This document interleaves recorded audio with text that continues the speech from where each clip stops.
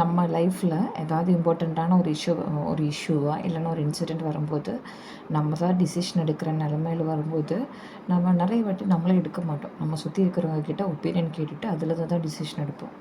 So இப்படி நடக்கும்போது அவங்களுக்கு தெரியாதுல்ல நம்மளுக்கு எது பிடிக்கும் எது பிடிக்கல, எப்படி இருந்தால் நம்மளுக்கு ஃப்யூச்சரில் நல்லா இருக்கும்னு நம்ம சுற்றி இருக்கிறவங்களுக்கு அந்தளவுக்கு தெரியாது. ஸோ லைஃப்பில் எந்த இம்பார்ட்டண்ட்டான டிசிஷன் எடுக்கும்போதும் அவங்க ரொம்ப டைம் எடுத்து நிதானமாக யோசித்து தான் எடுக்கணும். என்னோடய ஃப்ரெண்டு ரொம்ப க்ளோஸ் ஃப்ரெண்டு தான்.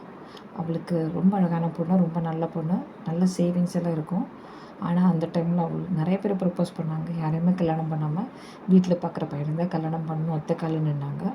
ஆனால் வீட்டில் பார்த்த பையனுக்கு 45 டேஸில் கல்யாணம் பண்ணி வச்சுட்டாங்க. பையனுக்கும் அவளுக்கு ஸ்டார்டிங்கில் அதாவது பொண்ணு பார்த்ததுலேருந்து செட் ஆகலை. கல்யாணத்துக்கு போய் ஏகப்பட்ட பிரச்சனை. கிட்டத்தட்ட 45 டேஸ் மட்டும்தான் அவங்க கூட வாழ்ந்தா. அதுக்கப்புறம் டிவோர்ஸ் ஆகிட்டாங்க.